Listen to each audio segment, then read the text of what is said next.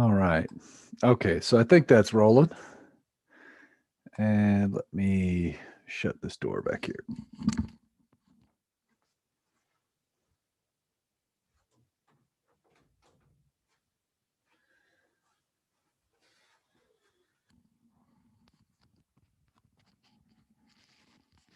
think we're going. All right. That'll get me up here on the front. Oops. All right. So we want to try and understand rotational problems. We've talked a little bit about kinematics. That's one method we can attack a problem with. We've talked about torque, and that was another method. So the logical next method would be energy. And maybe I'll bring our old friend back here. The demo that just won't die. It's like I've got the worst demo all semester long. A mass on a stick swinging back and forth. But you can learn a lot from that. Okay. And so, all right. Oh, there's the summary for today. We'll get that up at the end. I suppose if I was smart, I would have told you the summary now and then go over it, but I don't think it would have made much sense. So let me just move this back a little bit. All right. So in this case, let me give you some simple motivation for why we might want to use energy method instead of just doing torque all the time. Okay, in this case, as this pendulum swings downwards, does the force causing the torque change? So let's examine that sentence carefully. What is the force that causes a torque on this as it swings?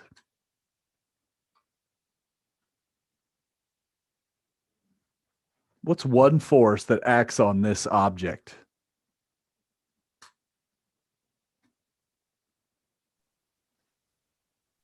Gravity. Gravity. Does gravity change?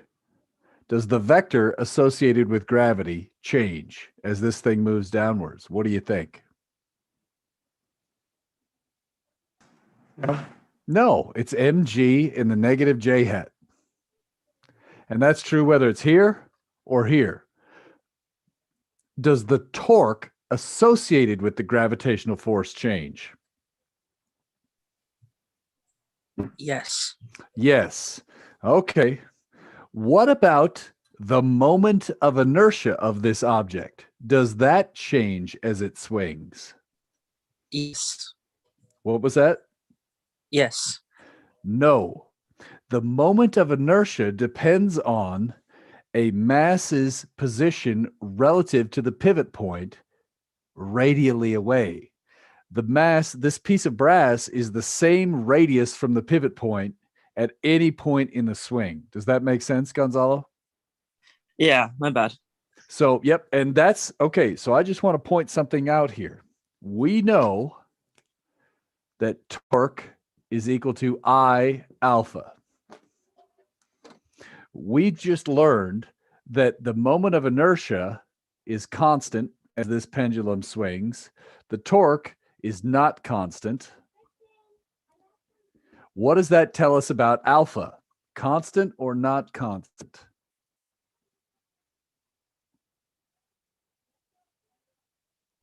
Not constant. It can't be constant. Otherwise, the torque rate would have to be constant. All right. So this is an alarm bell going off in my mind thinking, rotational kinematics may be troublesome because it's not just something easy where I can just use the kinematic equations for constant angular acceleration, right? So in this case, if the angular acceleration is not constant, I don't want to use delta theta equals omega initial t plus 1/2 alpha t squared. That is not true. Why? Because alpha is not constant. So that is our motivation for saying, well, we've seen other problems in this semester when acceleration wasn't constant, like say for forces of a spring. We jumped into energy methods. So energy methods have a place. And so that is our motivation. You can't just, now turns out you could use torques and kinematics on this problem if you code it. And that's what we'll do later. So you can simplify, if you cut the problem up into small enough time slices, if you use a small enough DT in a computer code, alpha is approximately constant for any one time step. And then you could just keep updating alpha for each time step. And this would work. So you could actually use kinematics if we did it with coding. All right. That said, here's the deal. Rotational kinetic energy is equal to 1/2 I omega squared. Now, when I work this out, a lot of times I'll go 1/2 I omega squared and plug in the thing for I here. Now, what I have discovered is a lot of people, we use a lot of disks, which has this moment of inertia. And what I have discovered is when students plug in the moment of inertia, especially for a disk, they'll see this 1/2 and they'll forget about half. Here a half, there a half, everywhere a half, that's a quarter. Watch out for when you plug into the rotational kinetic energy, you sometimes just watch out for the factors from the shape of the object and the factor from the energy equation. That's what I'm trying to warn you of. Now, if we do this one, the general energy equation is this. We say kinetic energy initial plus potential energy initial plus work non-conservative or external equals K final plus U final. So that's what we want to do here. We want to do these old problems. And like we've seen before, in a lot of problems, the work drops out and energy is conserved. By that, I mean the initials equal the finals. Now, here's where things get a little bit tricky. If we're talking about swinging motion for a swinging pendulum, the kinetic energy is 1/2 I omega squared, not 1/2 mv squared. That's what I was trying to allude to with the previous rotational kinetic energy. So when you have a swinging pendulum, the kinetic energy is now 1/2 I omega squared. Okay, but this isn't all. Later on, we're going to learn about rolling without slipping. In that case, the kinetic energy is 1/2 I omega squared plus 1/2 mv squared. And so one of the things that's tricky in this, when you are doing problems with these rotational problems where they're swinging versus rolling, they both involve rotation. A ball rolling downhill, the ball is rotating, but it's also translating, so you get both terms. Whereas a swinging pendulum, you could think of as being in pure rotation. The pivot point doesn't move for a swinging pendulum. The pivot point does move because the center of mass moves for a rolling object. Very different. Any questions about this right now?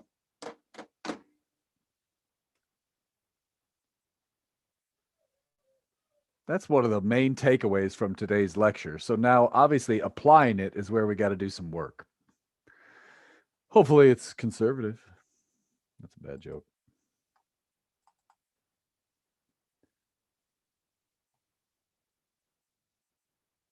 Let me see here. Whoops. I think I accidentally closed the book here. Where'd it go? There it is. Whoops. Oh, it's on the wrong. Whoops, sorry. My bad. And I think we're going to start off on about page 73.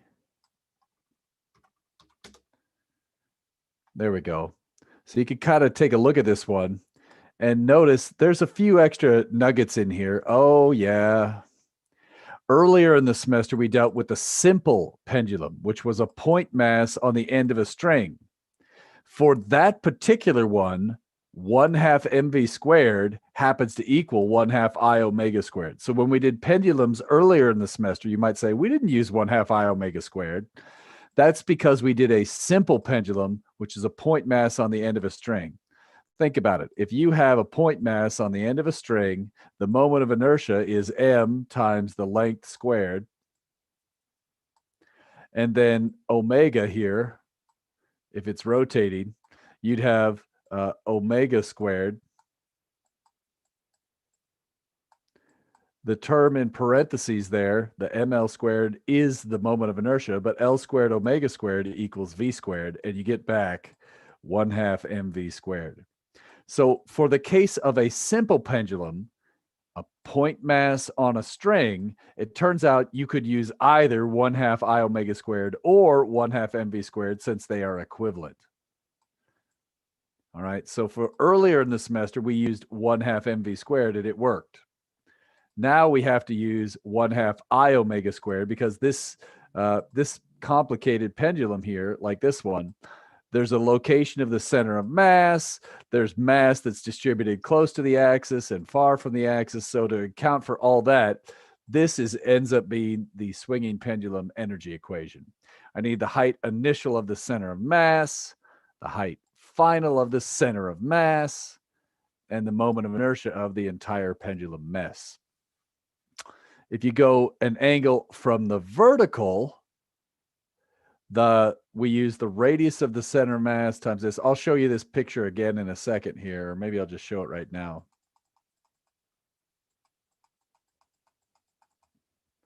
Remember this picture when it looked like this and the ball was swinging? This distance right here was h. And the height was given by this in chapter 8. I'll show you the picture and the solutions if that's too sloppy in a minute. Okay, we're going to ignore axle friction for this class, so we don't need to worry about work done by friction at the axle. If you care about that, I could tell you more later. Forces towards the center of circular motion do no work. Remember, there's going to be some tension in this rod, but that tension is along the axis of the rod, and it does no work. So I don't need to worry about the work done by tension or this. So usually this drops out. All right. And then finally, I've already used this once, but just remember, V is not your omega, it's our omega. Ha, ha, ha. So if I wanted to find the velocity of this point, the velocity of this end of the rod would be the length of the rod times omega. Whereas if I wanted to get the velocity of the center of mass, that would equal the radius of the center of mass times omega. So this is used all the time. All right. Questions while we've got this up before we start a problem?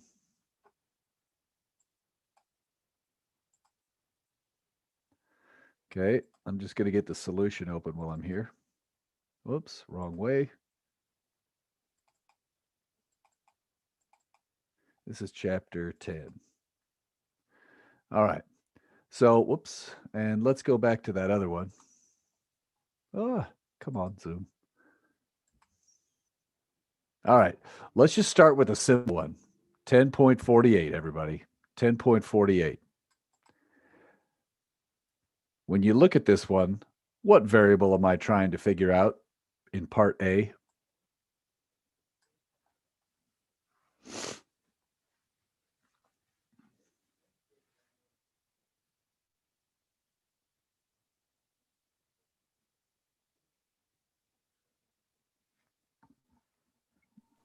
What are we trying? Not omega. So if I wanted angular speed, I would have to clarify angular speed. So the default when you see the word speed is, if you had to guess again, Dana. Velocity. Velocity. Yeah. I got the idea. Yeah, V. I'm looking for V here. So unless you're told otherwise, speed means V. Going another one, what do you think I mean by this here? In part C. Just the acceleration. So what letter? And let's see what A. that's A total. right. A total, correct. Unless told otherwise, A means A total. Yes, good. Good job. Okay. So be aware of this. Now, to clarify this on a final exam, sometimes I will deliberately say translational speed like this. So this makes it a lot more clear that you mean V, not omega. So this, to be honest, is a little bit ambiguous, but the default is speed means V in this class. Okay. So just be aware of that. All right. I'm not just trying to clue you in. You could always ask me, did you mean translational speed or rotational speed during the final? That's fine. Okay. All right. Well, let's take a look at it. It's a swinging problem.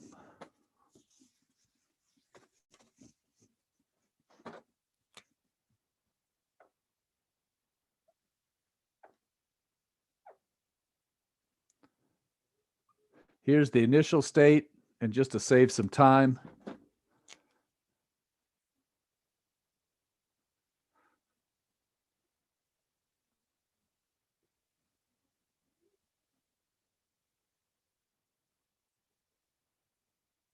it's my attempt to draw this.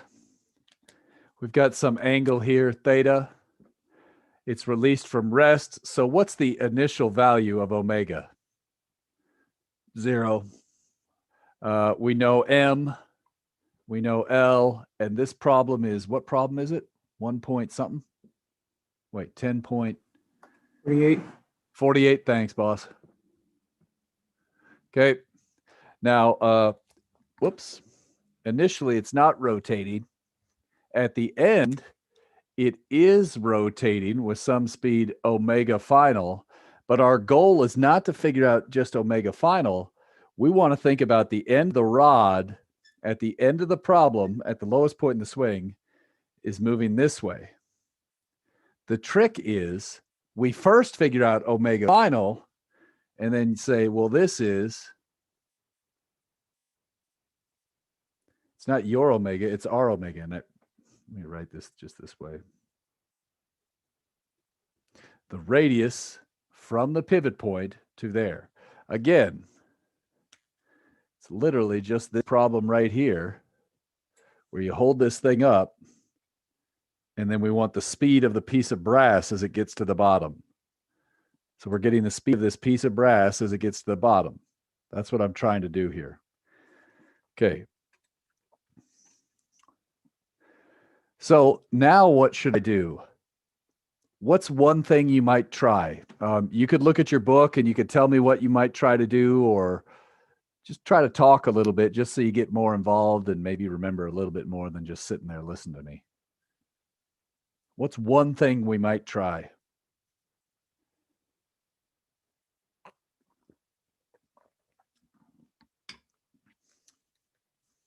I'll remind you, we're trying to do E initial plus work equals E final.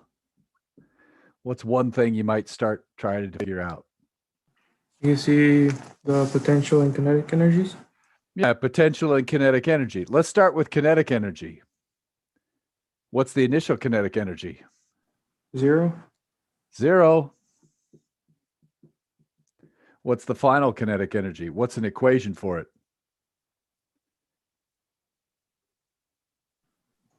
1/2 mv squared. Mm, M omega. I omega. Omega. So that's what's different. That's kind of one of the pieces that's different. Well, shoot. What's the moment of inertia?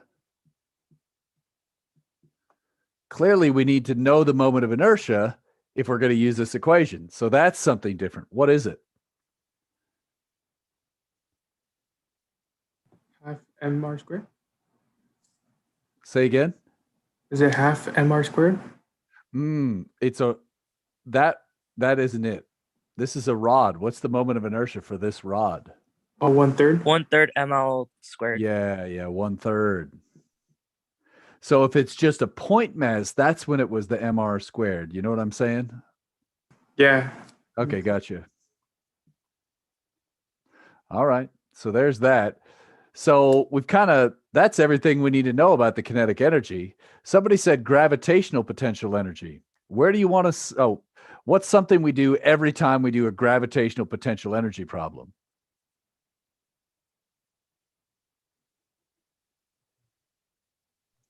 Find the height. Okay, a height. I was going to say use a reference height and reference everything to a known height or to pick a height. So picking a reference level, so to speak. And maybe I think that's what you were going towards.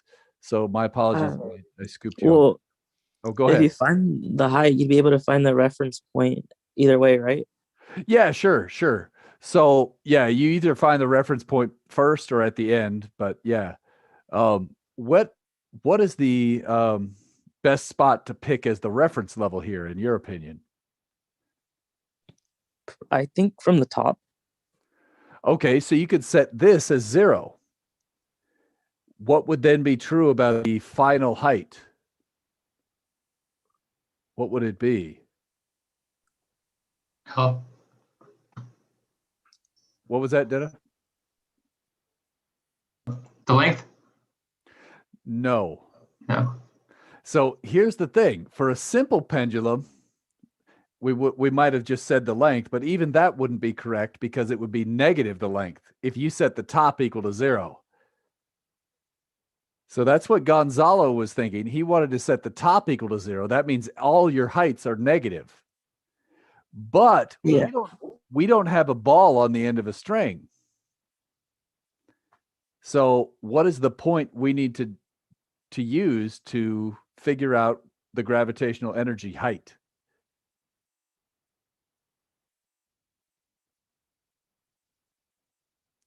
I'm doing a lot of yoga. I feel very centered. Oh, center of mass. Yeah, that's so bad. All right. So the center of mass height is what matters. And that's what I was trying to not tell you without. Yeah. But so I got to just look at this head on. So I'm going to say this is approximately the center. Maybe it's a little higher. Sorry if it's not perfect. Now over here, it's a little bit higher up, right?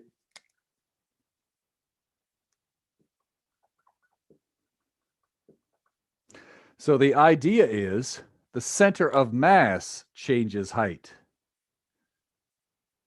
And that is the change in height we need to figure out. That is the change in the height of the center of mass. So what I would do is I would call this point 0. The lowest point of the center of mass would be 0 for me. Does that mean Gonzalo is wrong? Absolutely not. But the merits of this are you get no negative heights. When Gonzalo does it, the merits are this is the obvious point to choose at the start of the problem because we know this as a reference level. They both have strengths and weaknesses. So for me, I'm going to choose this one just because I'm going to say if I choose this level as 0, that means this level is h. I could say height final of the center of mass is equal to 0. And what is the initial height of the center of mass? Do you know?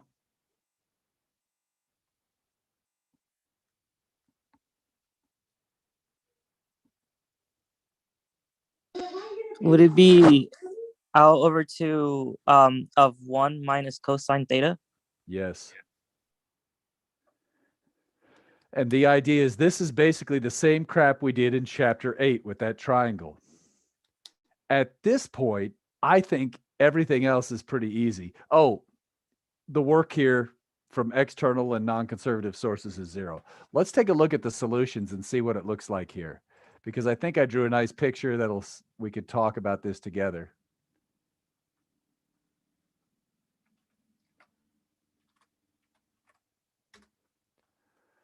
All right. So the radius to the center of mass is L over 2. So you don't have to do it my way. It's just this is one way. So Gonzalo might have done the similar work, but just had negative heights. And so his final height would have been more negative than his initial height So the change in height would still be negative like mine. And that's fine. All right. We are assuming air resistance and axial friction are negligible. Tension in the rod is perpendicular to displacement towards the pivot. There's no work done. Energy is conserved. So I get M total times G times the height initial of the center of mass. There it is. There's no initial rotation. The height final of the center of mass is going to be 0. Right? That's we set to 0 by choice. And here's the final rotation rate. So you can get omega final. And then so notice, Denna, the only time we ever end up using the length of the rod is after we do the whole problem. I could actually use this last equation. So this is the trick in a swinging pendulum. You do everything in rotation land, and then because we need a speed, at the end, you could get the speed of any point by using the radius to that point times omega. Questions? Any questions on this?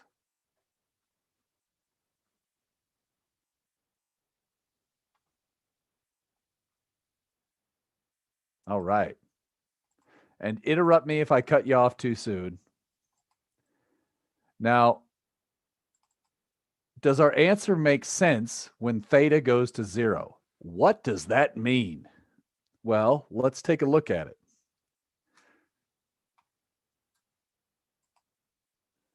It's always good to try and think this through. Here's the original problem.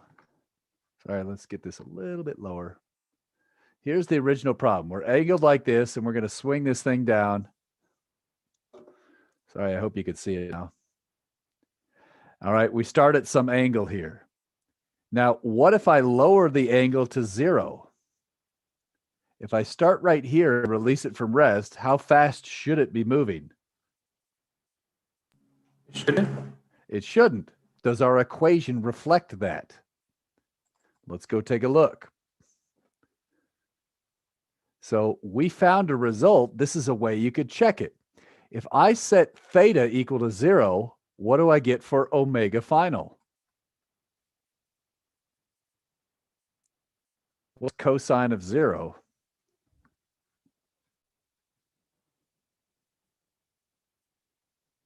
1. Mm-hmm. And 1 minus 1 gives me 0. Aha, it works. So that's one way to check it. What's something else we should check?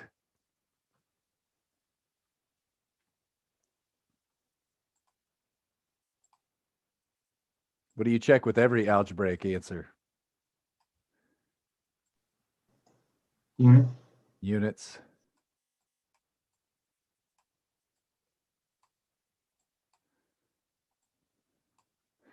This junk right here has no units, right? So notice the meters drop out. I get 1 over second squared square root, which is equal to radians per second. Check. Again, nothing per second has the same units as radians per second. All right, units are looking good. So we're using all of our basic tricks here. Just after release. So the second after I let go of it, or the nanosecond after, what direction does the acceleration of the end of the rod point? So in this picture here, at the second it is released, my finger's no longer holding the rod up there. What direction is acceleration? Again, we mean total acceleration. What do you think? I'm confused. Do you want like a numerical value or do you No, a want direction. Just Oh, like, okay. does it point to To the the right, right bottom? up, down? Does it point? Say that again, Alonzo. Right bottom? Diagonally to the right bottom? Yeah, so it points tangent to the circle would probably be the easiest way to say that. Think about it. It's going to speed up, so we know that there's an A tan here, right? But AC, it hasn't started moving yet, so it's not moving in a circle yet. AC, it's not well, it's r omega squared. So in this case, if there's no speed initially, there's no AC, this is the direction it points. What about when you get to the bottom of the swing?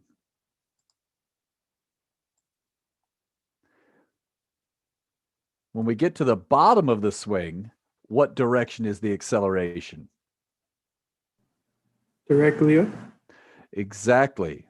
So at the bottom of the swing, well, we know coming down, it's speeding up, and then going up, it's slowing down. So right at the bottom, the speed is approximately constant right at the bottom,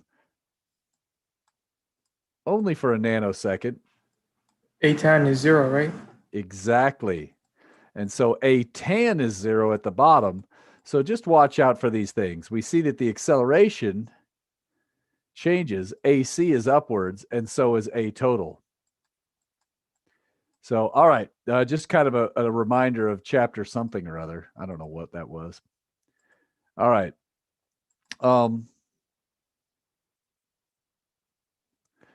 Okay, so this is a tough one to think about right here. Now, let me foreshadow this one so you know why I'm asking it. Let's say you drop a ball and the height you drop it is L. Okay? I hope you agree that the speed of this ball is square root of 2gl. That's just using energy. You say, well, the initial height is L, so I get mgl equals 1/2 mv squared. You solve that for v. That's the speed of this ball right here. If you drop it, if air resistance is negligible, great. What I'm saying now is compare that to this problem where you have a rod, you hold it at 90 degrees, and you swing it. In this case, the end of the rod falls distance L. It also moves sideways a little bit. But so now, do you think the speed down here, when it gets to the bottom, should that be bigger than, less than, or equal to square root of 2gl? What does your intuition tell you? What do you think? Which is going to be moving faster, the ball that falls straight down or the pendulum that swings? And again, we're looking at the tip of the rod at the bottom of the swing. Isn't it the pendulum, like the penny example? It is like the penny. So what's your gut tell you? Do you think it's going faster or slower? Faster? It is. However, let's think about this. What about this spot up here? Do you think that's going faster or slower than square root of 2gl? Slower. Slower. It's barely moving at all, right? The point right next to the pivot is barely moving at all. And somewhere about 2/3 of the way down, that's probably where you get V equals square root of 2gl. Now, to be clear, the center of mass, do you think the center of mass is going faster or slower than root 2gl? Do you think the center of mass of the rod is going faster or slower than the ball that you drop? Slower. Slower. Think about it. This ball, let's think about this from a force perspective for a minute. What is the force that acts on a ball when you drop it?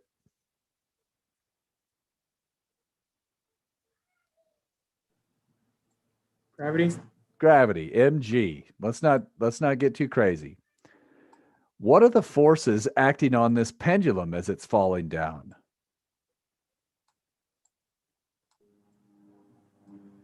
Gravity and the AC.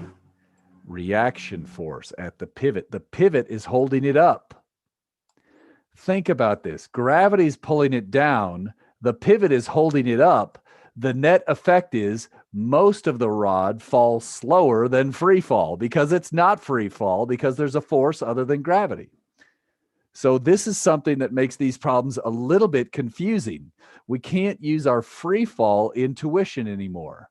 Okay, so in this case, when this thing falls, gravity pulls straight down. The rod is maybe massless or very low, but whatever. There's the center mass. You could say, okay, let's put this thing at some center mass. Great, we got it. But, oops, let me get this fixed. It's slipping on me. Okay, so in this case, when this falls down, gravity's acting right here, but the pivot point is exerting a force upwards. And actually, it looks like it might also be exerting a force that way too, because the center of mass is moving that way, right? The center of mass starts right here and it ends up over here. So it's moving down and that way. So the reaction force at the pivot is not just holding it straight up. It might also be pushing to the right or to the left. All right. Just watch out. Free fall and these pendulum problems are not the same. And remember, we don't want to do kinematics on these because the angular acceleration is changing as it moves. All right. Whew. Now,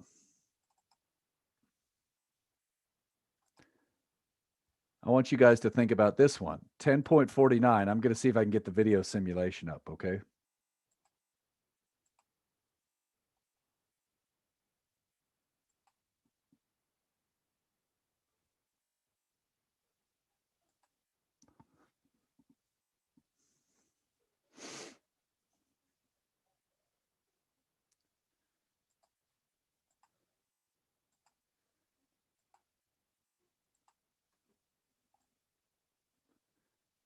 Oops, let me get the video. So we're again looking at this one with these two pendulums. You got a long one and a short one.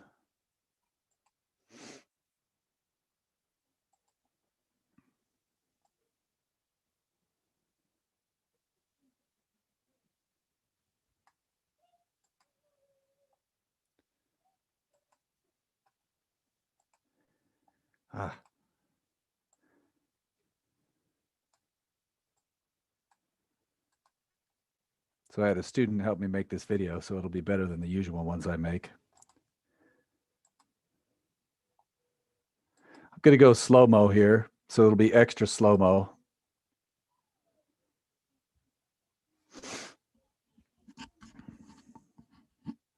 Maybe.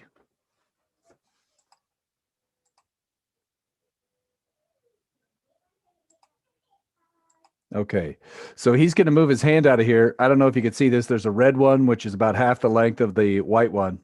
And now it's very hard to release these things perfectly at the same time, but hopefully you could get a feeling for this.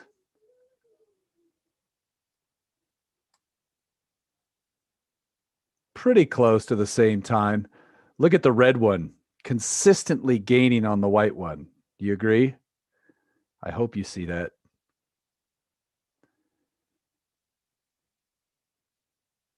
And the red one took about 4 seconds to reach the bottom versus the white one, which took about 5 seconds.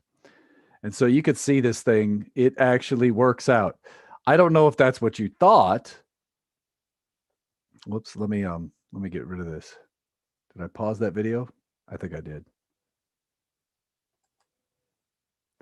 So how could we figure that out? What equation could we use to guide our reasoning? Any ideas?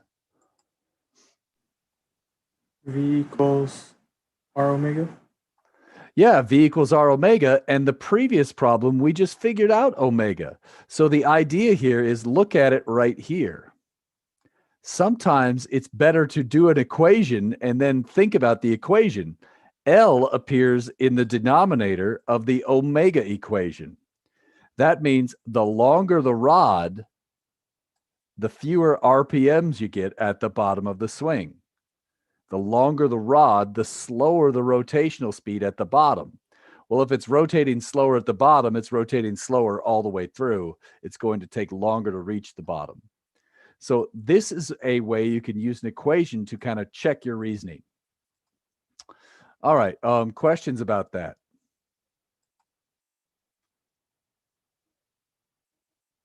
I have one.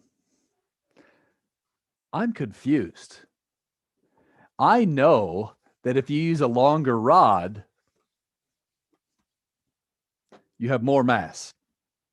Okay, those were both meter sticks, and we just cut one of them longer than the other one. So I know you had more mass in the longer stick.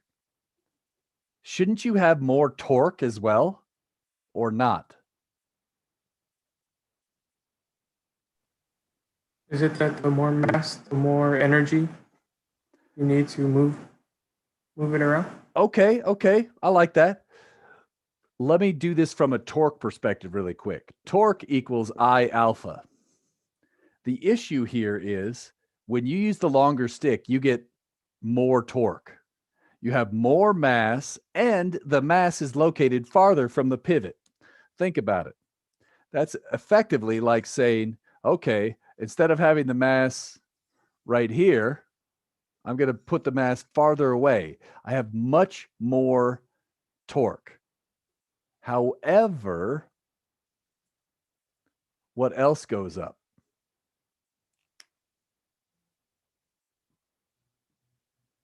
Would it be I? Yes.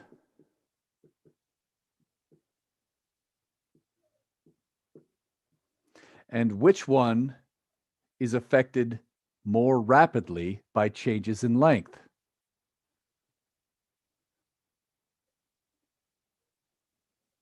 A change in length affects which thing more, torque or moment of inertia? Moment of inertia? Yeah, It's because it's squared? L squared. Now, wait a minute.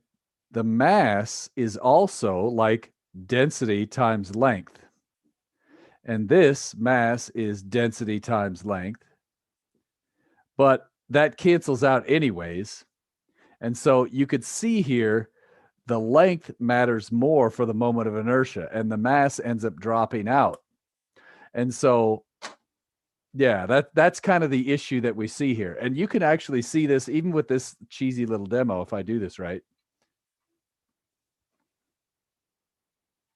So what I'll do is I'll just take this here. I'll drop this with the mass very close to the end. Put my foot on this so it doesn't fly and hit me in the face.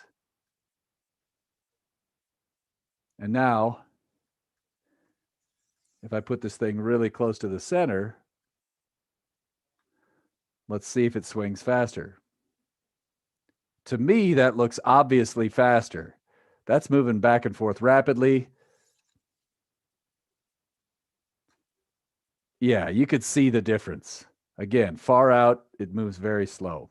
All right. So this matches up to what we see in real life live via Zoom. All right. Now here's a fun question for you. All the rest of these are basically the same type of thing for these pendulum problems. So now let's take a look at this one. What's going to be different in 10.50? You tell me. Point mass changed? You got, say again? Point mass? Is not the end of the run no more? Yeah. So what else are we going to have to do that we didn't have to do last time?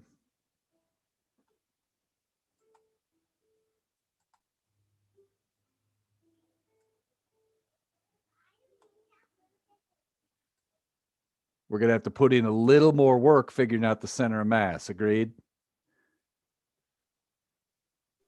Yes. What else do we have to do a little bit more work to figure out this time? Now that you add a point mass, what was one of the other pieces of the previous derivation that we're going to have to update?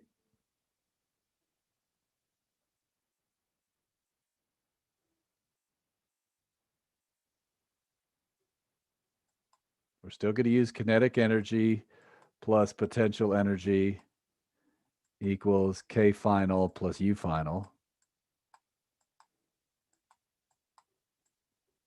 We still have to get the center of mass. What else do we have to figure out? That was part of kinetic energy.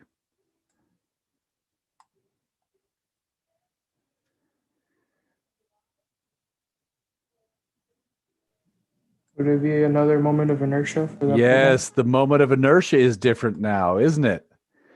So you'd have to do I1 plus I2 to get the moment of inertia. Sorry if my questions are bad here. My apologies if I'm losing you. We go But- inside the same KF. What's that? Where you Yeah, go- yeah, exactly. And so that's the advantage of, so in the last one, we had a point mass and you could do 1/2 mv squared for just a point mass. What's better is now we just figure out the total center of mass and the total moment of inertia and do the same exact problem again. And so 10.50 will test you a little bit to see if how things change when you put a point mass on it. All right.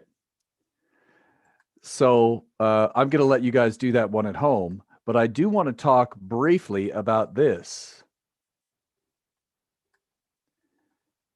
So this distance right here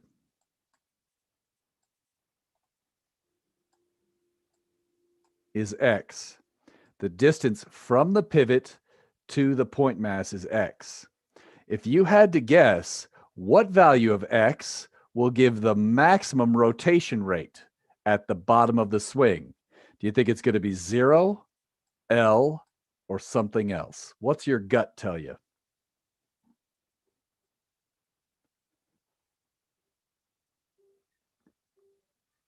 L. And what is your reasoning? Kind of what That's how. oh, go ahead. Because wasn't that how we were looking at earlier? Like towards the end of the rod, it was faster than. Well, certainly the motion of the end of the rod is faster than the motion of the pivot point. By that, I mean the velocity translating here, and the velocity here is 0, right? But what I'm asking is, where should I put this point mass to make V final of the bottom the biggest? Do you see how it's a slightly different question? Oh yeah. Where should we put the point mass to make it go the fastest, to make it swing the fastest, basically? What's your gut tell you? Are we closer to the point? I would Pivot s- point. I would say x equals 0. Mm-hmm. So we know we get most torque here, but we also get the largest moment of inertia. We know we get the smallest moment of inertia here, but you also get 0 torque from the point mass. Turns out the answer is something in between. It's not obvious at all. This problem is different than the last one.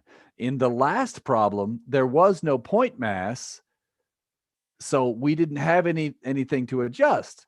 But in this one, what happens is, well, let me just show you the math. 10.50. So look at these solutions, people. I tried to do a really good job, so make sure you read them. I went nuts on this stuff. Everything that I'm telling you in class is in these solutions. I put a lot of effort into the chapter 10 solutions, a lot. Because it's so difficult, I tried to give a little more.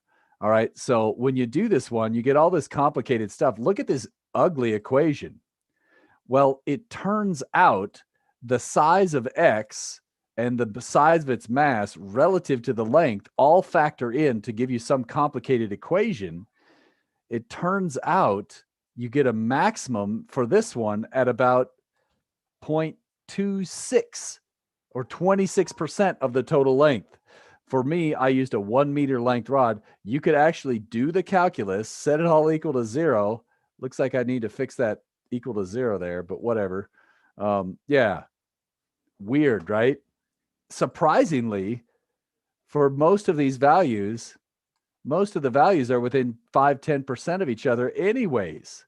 So it's almost the same no matter where you put it, unless you put it way out at the end. And we saw that. It was obviously going slower if you put the mass way out at the end.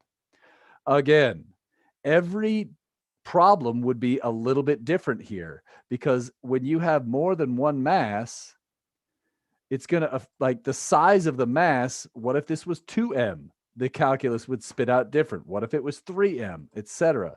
And so we get different values for the total mass. We get different values for the moment of inertia. We get different values for the height of the center of mass.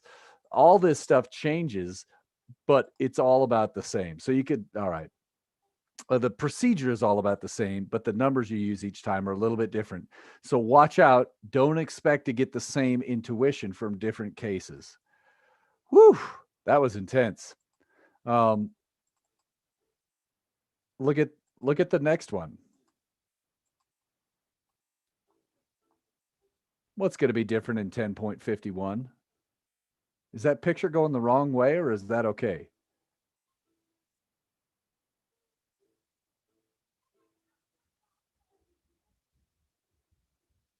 I'll give you a second to look at it.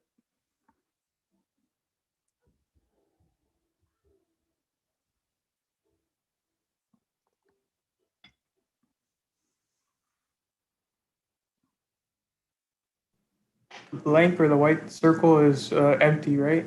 So it's like, Yeah, the it's white cut out. circle is a hole. Yeah. So is this going the right direction? It think does so. look right. Yeah. Which way is the center of mass going?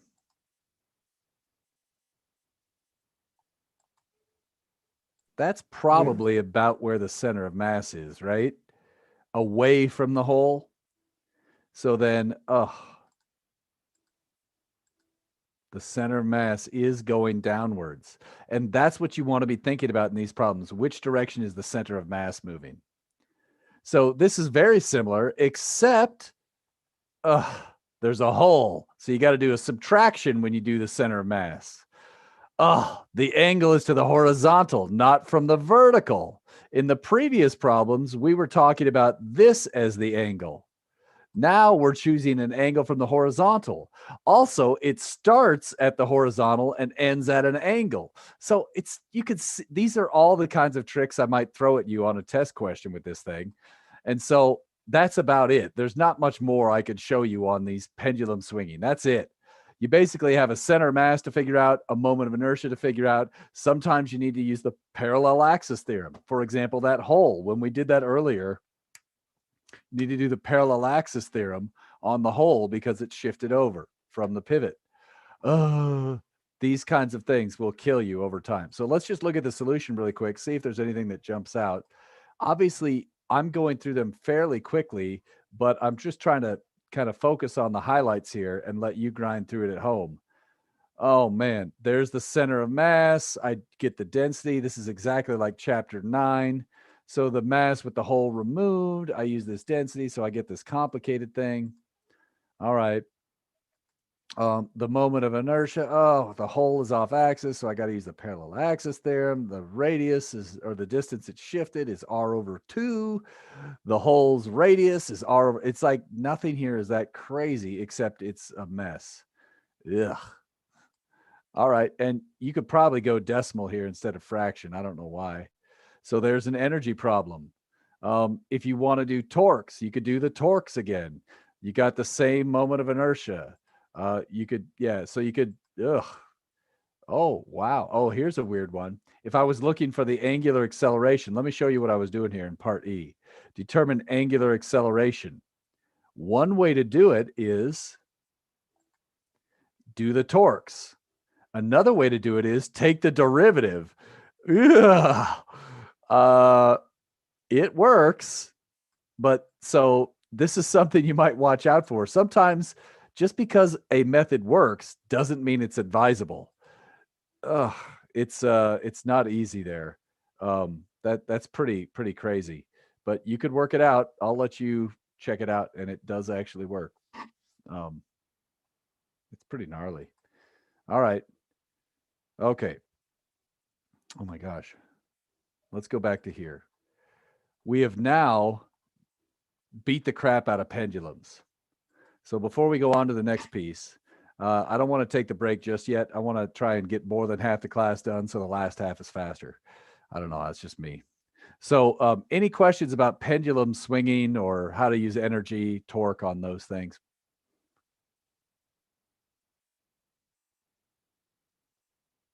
All right. All right. Now let's take a look at this next one. Let me get this. Okay, this word should say translate. So we are on page 75. Fix up your book. It says the pulley spins while the blocks translate. I said everything else correct, but I just screwed up right there. That should say translate.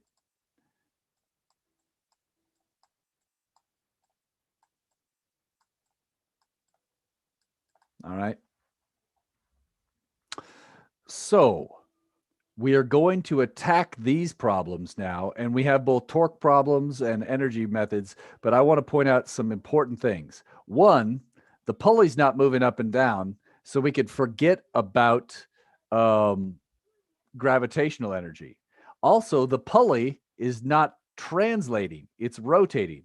So the only thing we'd have to worry about for a pulley here is a 1/2 I omega squared. Got it. Right? The blocks are not rotating. So in this problem, the blocks are going to be moving straight up and down, right? The blocks are translating. That means we could deal with those with 1/2 mv squareds and mghs. We don't have to worry about rotational kinetic energy. All right. Next, tension. Tension is internal. In this case, this string has a tension, or this block is being pulled up by some tension, and that's exerted downwards on the pulley itself. So it's serving to speed up the pulley or do positive work on the pulley. It's doing negative work on the block. It does no net work on the block pulley system. Similarly, there's a tension doing positive work on this block and negative work on the pulley. That does no work on the block pulley system.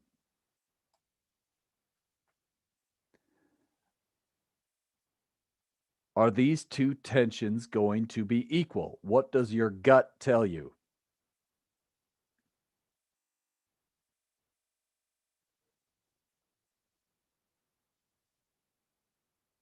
Is the purple tension equal to the red tension? No. No. This is no longer the same as chapter 5. What is different about this problem versus a chapter 5 problem? We have two circles. Not just that. What else?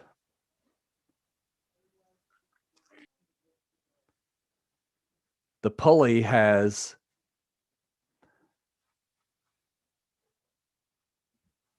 mass. In the chapter 5 problems, we always had a massless pulley. In this one, the pulley has mass. So there's a couple of reasons that these two tensions, even if you had the same radius like this, we'd have tension 1 and tension 2. Tension 1 and tension 2 are not equal if the pulley has mass. Oh, what a treat. All right. Now, in this case, when they do have different radii, this gets really complicated. Give me a second.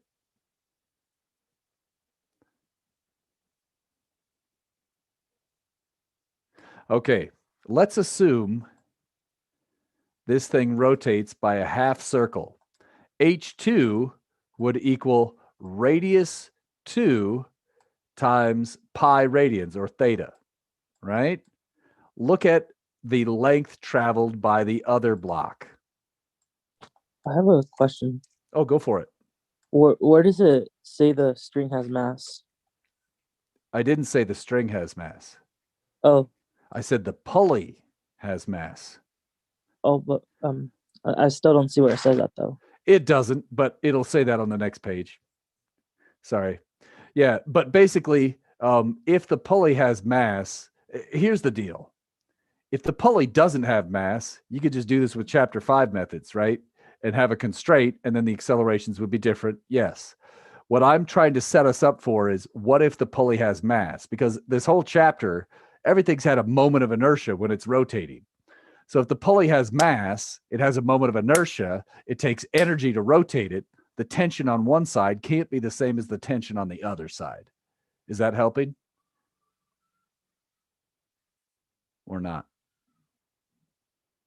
You might need to just wait till I do the next problem. So I trust me, we're going to get there and I'll show it to you in gory detail. Just please, just hold on for just 1 second. Is that okay, Gonzalo? Yeah. Yeah, I'll get there. For now, I just wanted to point out that if this string connects at different radii, the different heights are, the blocks do not move the same amount of height. Even though they rotate through the same angle, they have the same theta, they have the same omega, they have the same alpha, they don't move the same amounts because the radii are different. All right. So yeah, I guess what I'm saying here is what's said right below here. When the strings connect at different radii, they have the same angular quantities, but not the same translational quantities. Let's get to a problem and just do it. All right. So it's kind of, I was losing you because I was doing too much at once. So let's actually look at a real problem. In chapter 5, we said these are the answers for this problem over here. And that was a problem where the pulley had no mass. Now we want to consider a pulley with non-negligible mass. We're still going to have negligible axial friction, but it has some moment of inertia, I. Okay. In this case, let's say I want to get the acceleration. If I wanted to get the acceleration, what might you do? Would you try to do an energy problem or a torque problem? Acceleration makes me think of force, makes me think of torque. Go ahead. Sorry about that. Was that? I was gonna say that because I was thinking like MA. Yeah. So generally speaking, you'll see this. If we're trying to do an acceleration problem, we usually do a torque method. If we're trying to do a speed problem, we usually do an energy method. Not always, but okay. Now, in the interest of time, I know you're tired. I'm going to do FBDs and show you them with the solutions because it's cleaner than my whiteboard.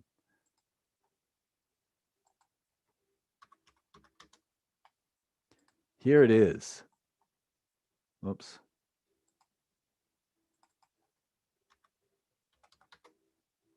There we go. Take a look at this problem. What I did was I said, here's the left block. It's being pulled up by some tension 1. It's got its weight down, and I said it's accelerating this way. Now, I said the pulley is rotating this way. So notice I'm kind of calling this direction the positive direction. Everything in the entire problem is effectively rotating clockwise. So I said clockwise is positive. We are not using the standard math definition. Okay. The standard math definition says counterclockwise is positive. But for us, since everything's going that way, why not call that way positive? Now, I know I'm just dumping this information on you, so I'm going to stop for a second and let you read and ask me questions and see if there's something that jumps out at you on this problem.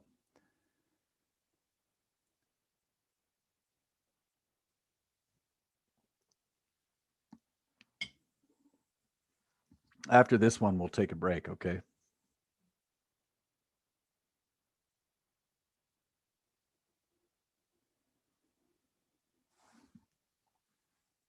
I'm going to zoom in a little bit. Because once you get the start, you could usually get the rest. Does the torque equation make sense? The FBDs, you're probably pretty good at that. But what about the torque equation? Do you see where I got that from?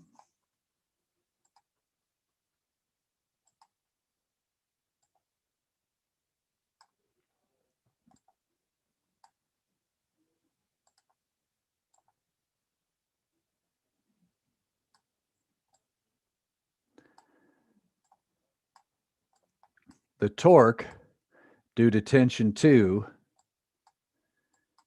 is equal to distance from the pivot times the force times sine of the angle between. But what's the angle between?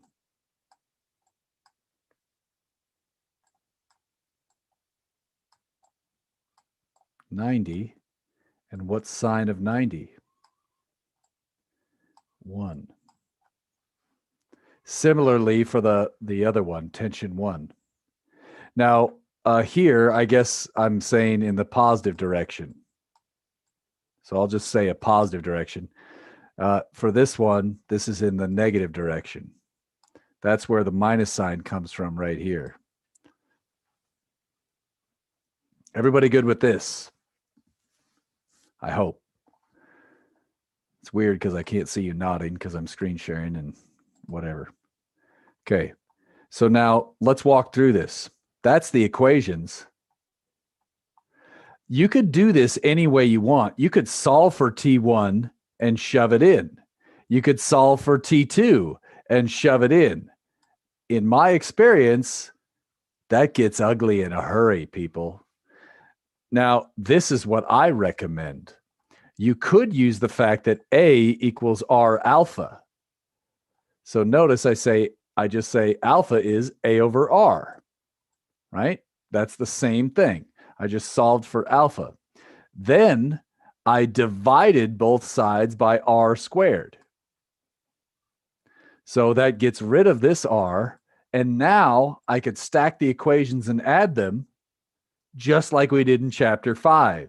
So I do a little mathematical preparation to prepare these. Now watch out here. There's another way to do this too. You could have also multiplied this side by radius 1 on every term. Now in this case, radius 1 is just R. And you could have multiplied this one by radius 2,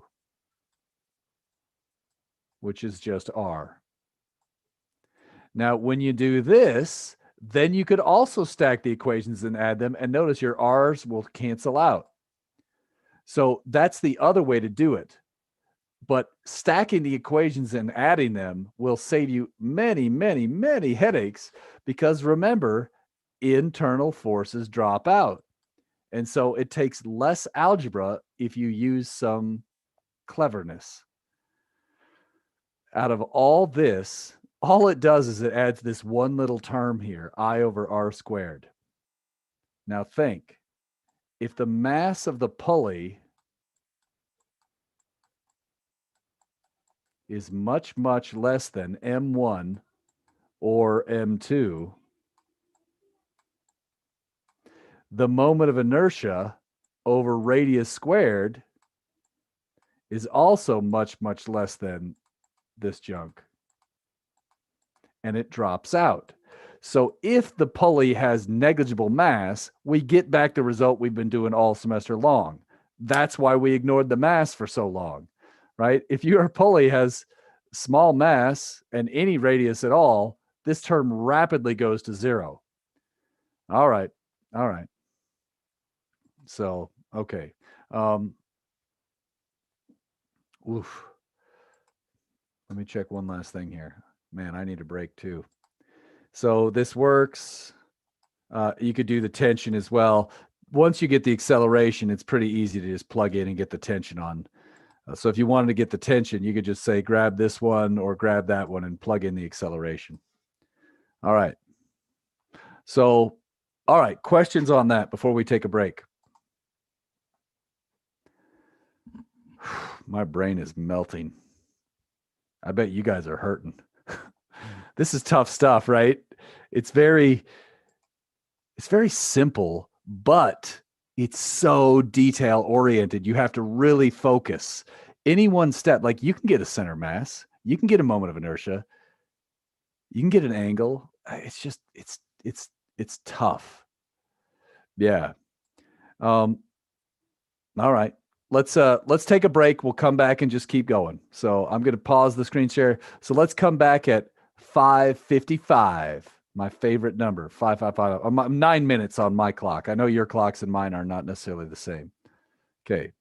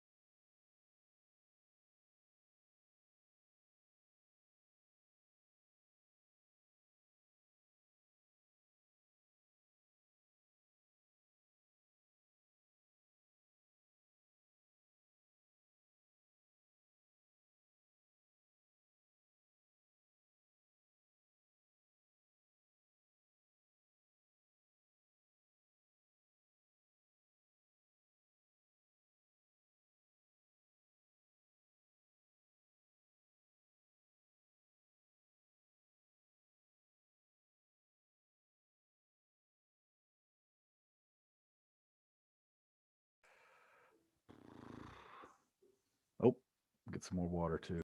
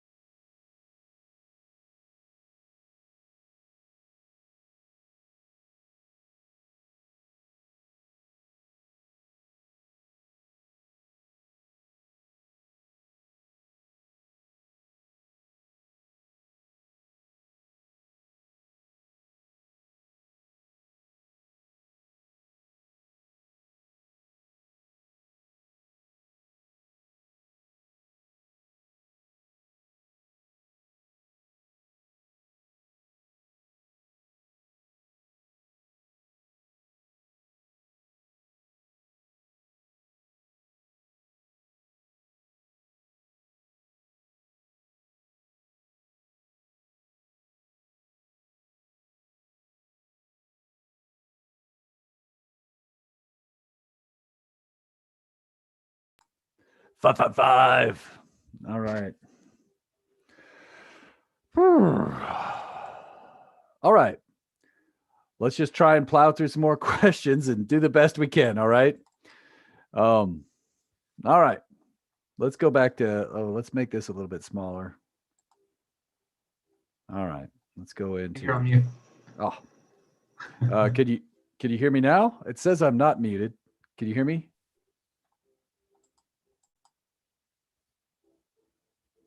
Yes. Okay. Yeah, we can hear you. Okay, cool.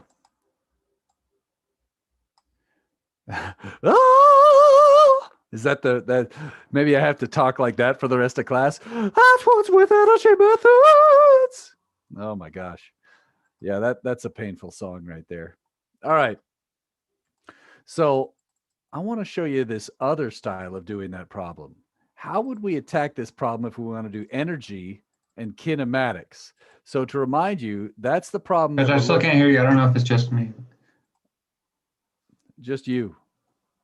Just me. you. Yeah. Yeah, because I can hear you. Fine, like good. Can you hear the rest of us? Yeah, I could hear everyone. I think his volume's down, maybe.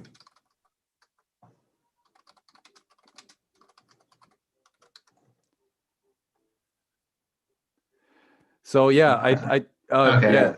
Okay. You got it now? All right, cool. All right, there we go. Let's get back in there. Sorry about that. All right. So in this problem, we did T1, T2, we did forces. We talked about the acceleration. Yeah, it's just on Zoom. I don't know on the YouTube link. I can hear you guys. It's weird. Okay. Sorry. All right. Go ahead. Gotcha. We'll figure it out later. All right. Because you could always watch the live stream later, and you could always leave Zoom and come back if you need to. Okay. All right. So here in 1053, let's just go to the solution and look at it. So there's a lot to understand in this problem. The math is really easy, but man, this is not easy to make sure you start with the right equation. Okay, so here are the things that I would assume. I would assume the string has negligible mass, otherwise mass would be transferred and the acceleration would change. However, if the string is inextensible and massless, which we were told it was, if it's an ideal string, the accelerations are the same, even though tensions are not the same, right? Because if one block moves the same, and that's, again, if this is connected at the same radius. If this block moves 1 inch, that block moves 1 inch. Okay, so in this case, it's okay to say they have the same acceleration and they have the same heights. Great. Next, we're assuming the string is not stretchy. Otherwise, they're going to move all over, and then they might have different accelerations as well. All right. Now, I'm going to, instead of writing the entire energy equation, it's important to plug in the zeros before you even write it. Otherwise, it gets disgusting. So first off, all initial speeds are 0. So that means K initial is equal to 0 for everything. Then what I'm going to do is I'm going to say, look, this block's moving down, set its final height to 0. This block's moving up, set its initial height to 0, because you could use different reference levels. And I don't worry about the pulley at all because it's not moving up or down. Okay, so that takes care of this, takes care of this. There's no net work being done. This tension down offsets the work done by this tension up. Similarly, this tension up offsets the work by this tension down. So I don't need to worry about that. Even though the tensions are not equal, they do no net work. The forces acting at the pivot, the weight of the pulley and the force, right? There's an mg down and there's this up.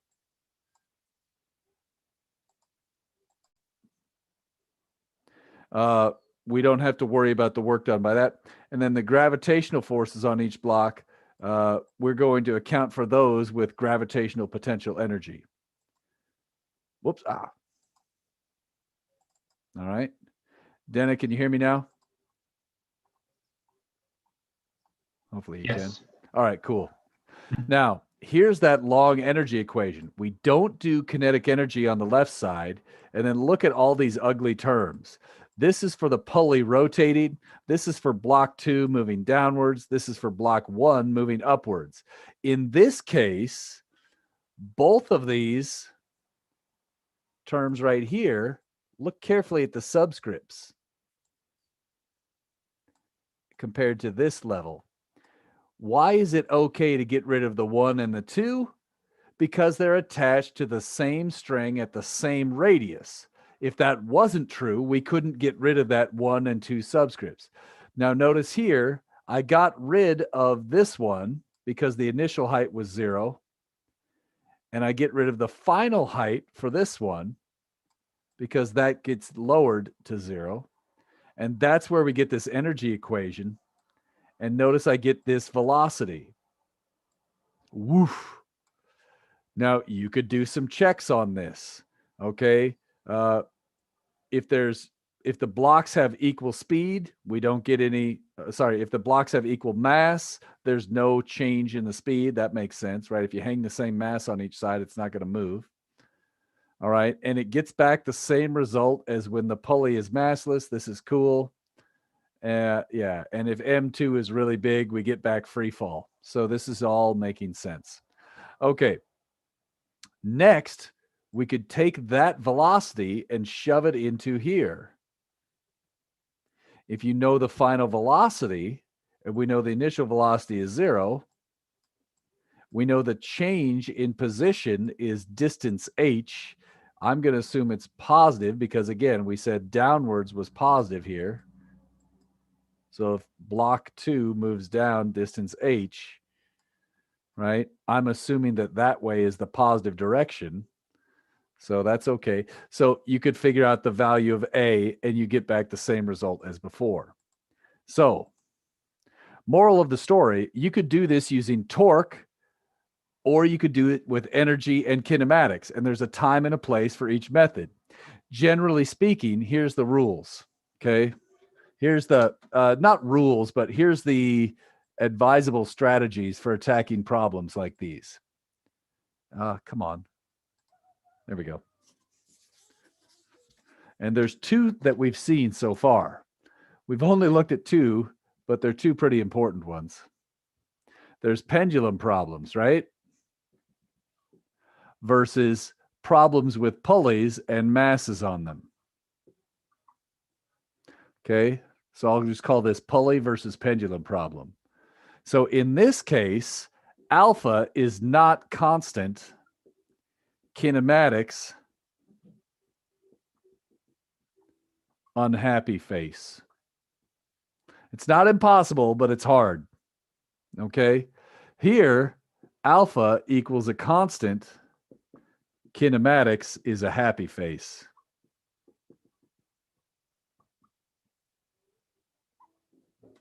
For both of them, torque equals I alpha, and K initial plus U initial equals K final plus U final have merit. Generally speaking, sorry that's so sloppy.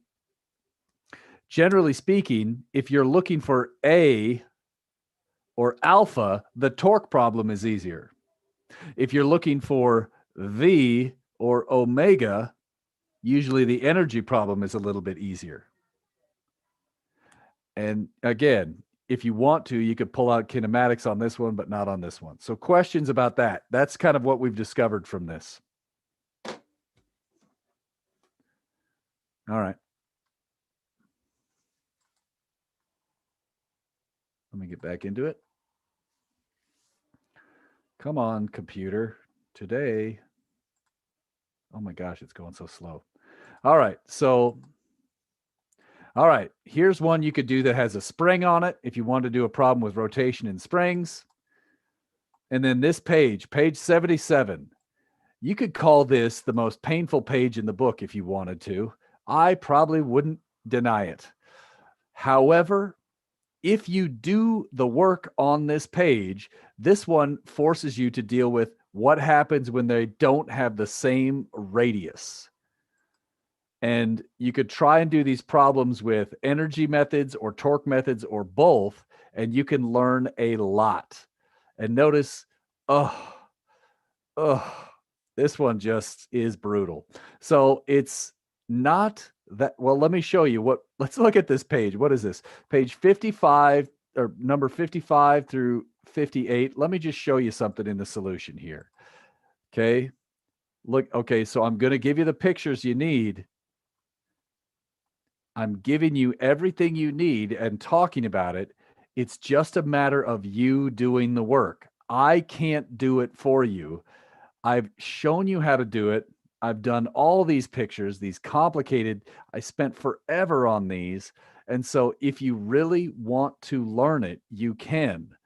But there's a lot of details you need to fight through because look at this mess. No one step is that hard. Almost everything is similar, but it's just you're constantly having to keep track of radii. Look at these ugly terms that show up. So, yeah. Oh man. Oh. It's a bunch of radii. Oh, yeah. Actually, I did get right on that and I just haven't had time to update it. So, all right. Let's moral of the story. If you do this page, some question on your final exam is probably going to be really easy. If you don't do it, some question on your final exam is going to seem really hard and take forever and kill your test score. So it's up to you if you have the tenacity and energy left in this horrible semester to fight through these and get good at them. You can do it. It's just time. And I trust me. I mean, I got an email from a student today, just like, man, I don't know if I could take this class anymore. I could barely take this class and I already know all the answers. So I don't know how you're doing it. Trust me, I feel bad for you. That said, our next topic is going to be rolling motion. So I want to pause. Are there any questions about any of this stuff so far? Pendulums, torque, pulleys. This last topic is a little bit different, a little bit harder. Let's do it. Okay, let's do it. Let me get speaker view here. Oh, I've got some full screen going. Oh, there we go. Sorry about that. It's been confusing me. Let's go back to the workbook. So now I want to go to page 78. This is tough. Now, the math is pretty easy, but understanding what parts of the math to use, this is very complicated. So let's start with not a simulation, here we go. I need a flat surface. Here's a book. Okay. Now, let's say, oh, and I got this mass here.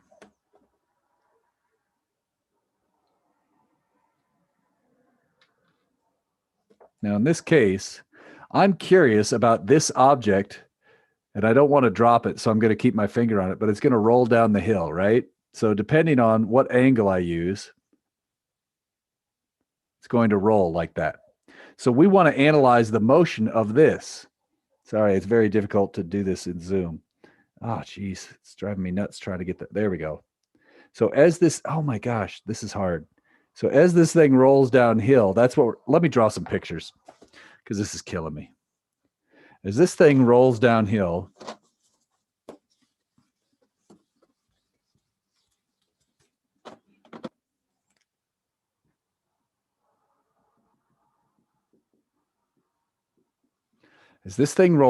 let's say it starts right here from rest.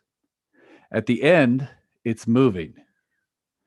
However, it's a complicated motion that includes its center of mass translating. The velocity of the center of mass is translational, but it's also rotating like this.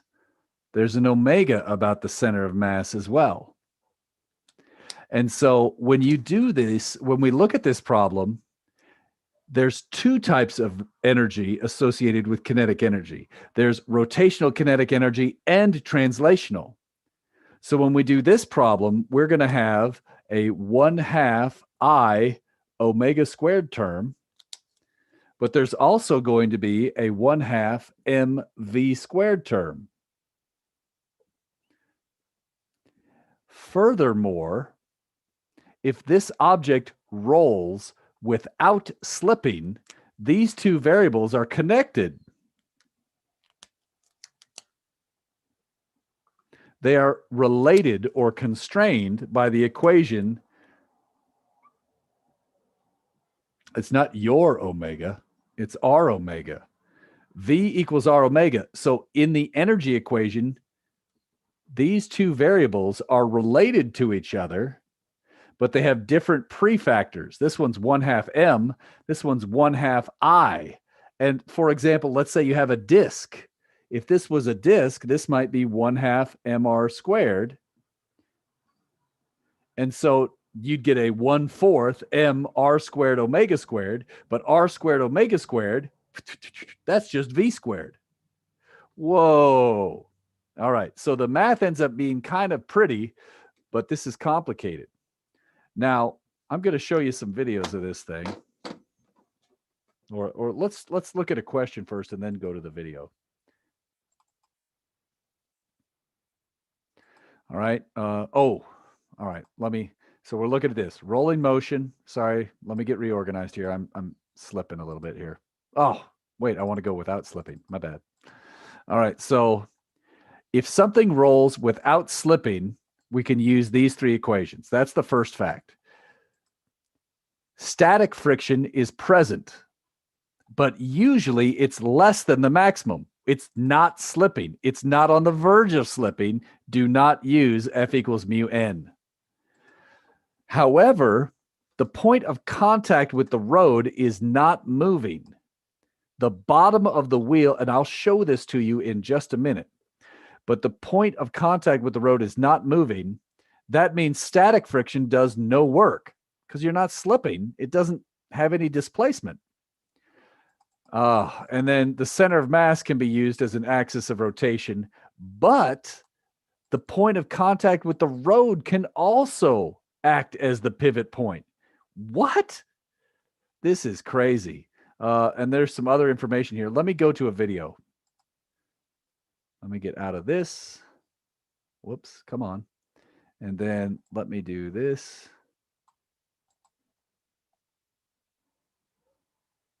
So what I've got here is just a piece of wood, and the idea is it's free to spin about the center axle. So the black marker is the center of mass motion, and the red marker is going to be the motion of a point very close to, but not exactly at the rim.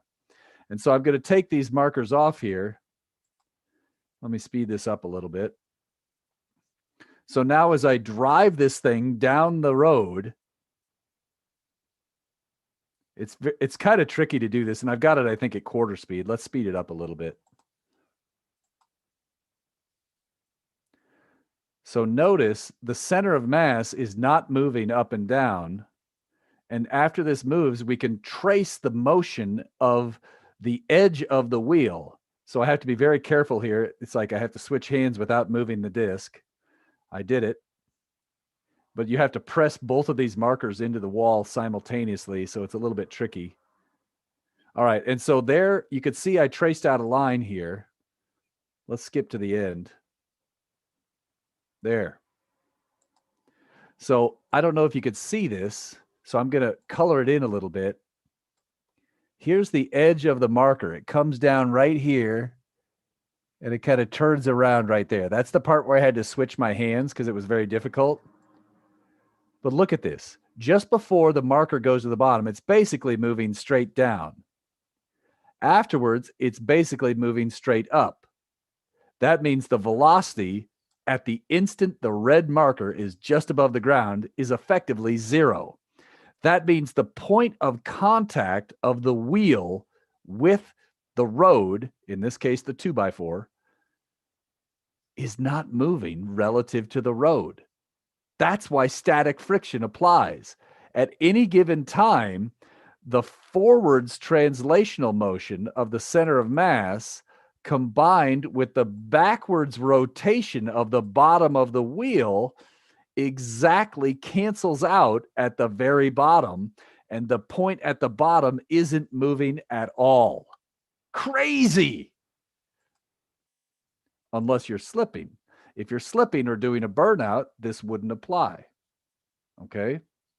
So, here's what this looks like. If we were looking at this from a force perspective,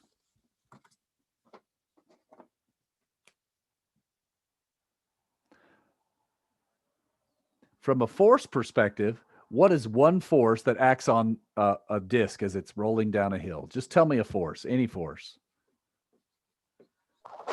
Gravity. Gravity. Where does that act? Down from the center of mass. Yep. All right. Got it. Hopefully that's kind of close. What else do we have? It's not very close at all, but whatever. Friction. Which way does friction point? Go with your gut. It's like a left up angle. Up parallel to the plane, right? Yeah. Up the plane. Where does it act on this ball or disc or whatever? Does it act at the center? I don't think so. No, it doesn't act at the center. Where is friction between the rod and the plane? Where's the only place it could act? Where it's touching. The point of contact. Any other force?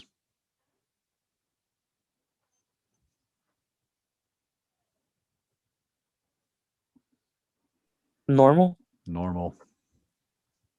Now think, that's perpendicular to the plane, but that's going to point straight towards the center of the circle if I could draw it correctly. Sorry, it's not perfectly drawn, but it should go straight towards the center. Those are the forces acting on this thing. Now think about this. This is really, really crazy. If we think about this as being the center of mass, the friction is causing it to rotate this way, right? The friction saying, thou shalt not rotate here. And that's why the top twists away from it and it turns around like this. So the friction is the force that causes this to rotate. If there was no friction, it would just slide downhill. That's not what happens. It rolls downhill. However, if there wasn't sufficient friction, like if the angle's too steep, then you would have rolling with slipping, not on the final exam. I'm going to say that again. Rolling with slipping, not on the final exam. Okay. Next. This is very weird, but I'm going to show it to you anyways. I want to show you a variation of how this might look. You could actually reimagine the roadway as being a bunch of pivot points. and think of every single point on the road as a pivot point. And we could view, there it is. View this object as rolling down here, right? So now here's sorry, there's all these strings on here.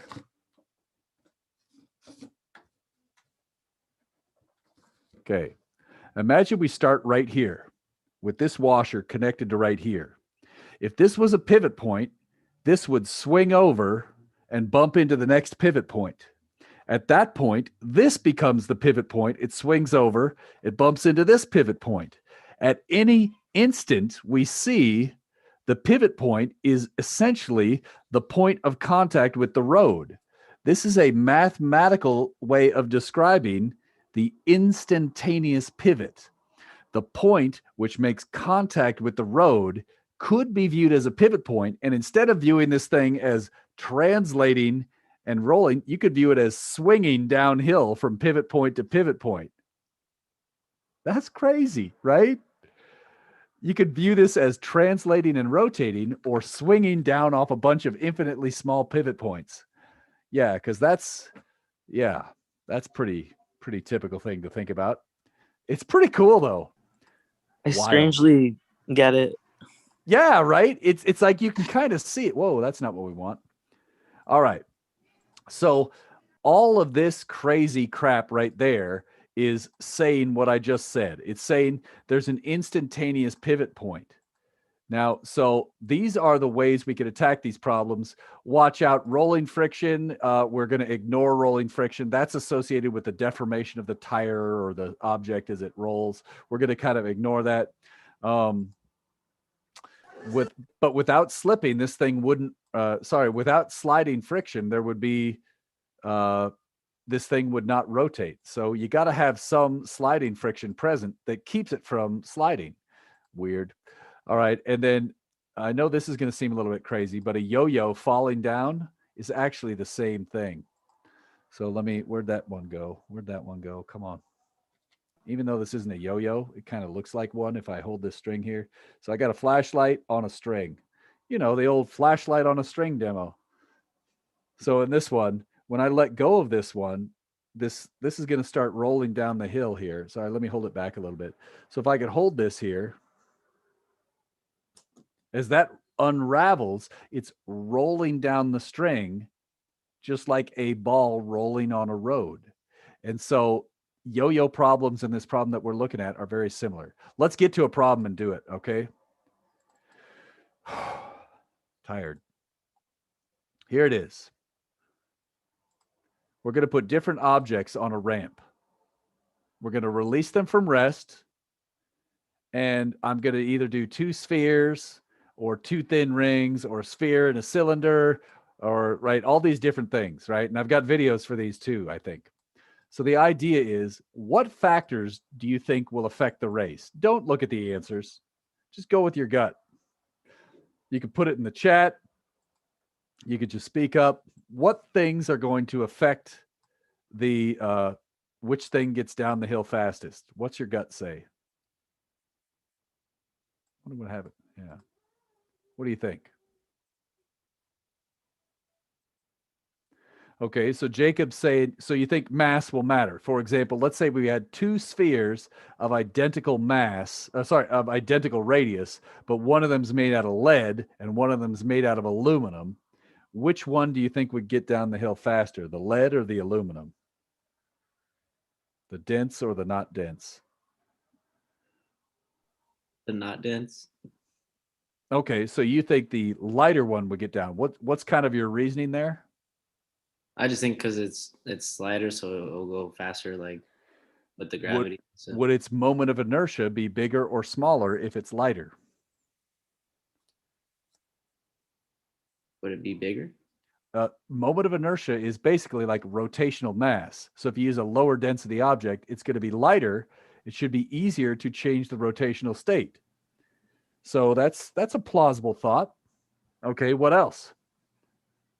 The length Of the ramp. So if it's like a long, yeah. ramp, But let's assume they go down the same ramp for now. So for now, let's assume every ramp is the same length. So I'm more concerned with which object will win the race if they go down a ramp of the same length. Do you think radius matters? Like, let's say we did two spheres that had the same mass but different radii. Would that matter?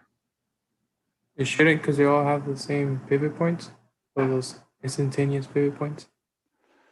They do have the same instantaneous pivot point. Would one of them have more or less torque? If they have the same mass, right? If you have a small object versus a big object, they have the same instantaneous pivot point. Do you think they would have the same torque? Same mass. So they have the same mg. Would they have the same torque? The bigger one would have a bigger torque. Yeah. Would they have the same moment of inertia?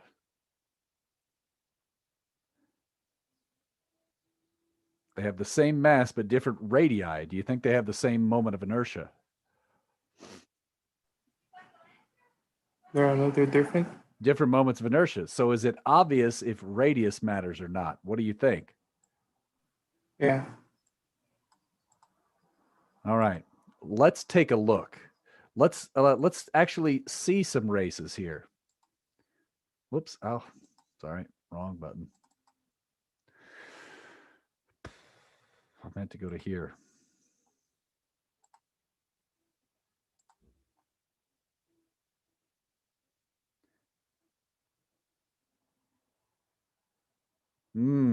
Okay. Okay, Gonzalo.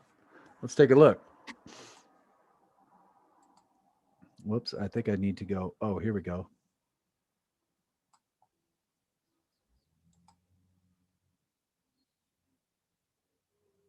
So here I have a hoop. And I'm going to do this.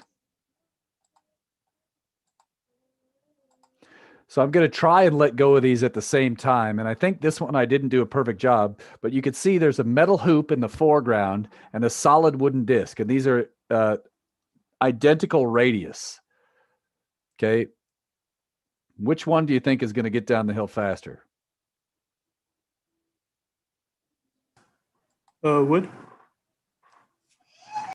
And what's your thought process? do you I think the more torque it has, the faster it'll start spinning.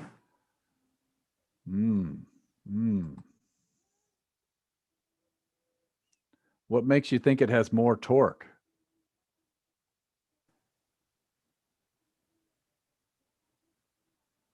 Would it be the mass? Do we know the masses of these? The ring might be a little bit heavier then. Yeah, maybe. But let's watch what happens here. Some point I let go of these. I don't do a perfect job. I think I accidentally let go of the ring first. But watch this. Clearly the wooden cylinder, even though it got let go of later, beats the crap out of the thin ring. Let's try another one of these. Because they both have different moment of inertias too, right? So different equations. They have different moments of inertias. And sorry I'm beating this one up, but I just really like this problem. And so I'm going to do a couple of these. I'm not going to do this all day. Here we have two cylinders. Now, they have different radius. I have two cylinders made of the same material. So obviously you have the larger mass is the larger radius. And I've lined them up with this goofy device here. It's lining up the centers of mass. So the centers of mass will be lined up perfectly here. And when I let these go here,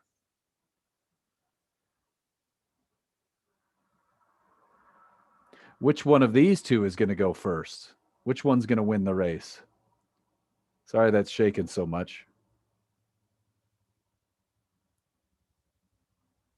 My gosh, do I ever actually let go of them?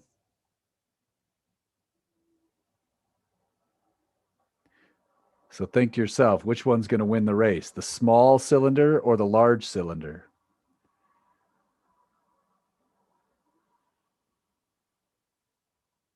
Centers of mass are lined up.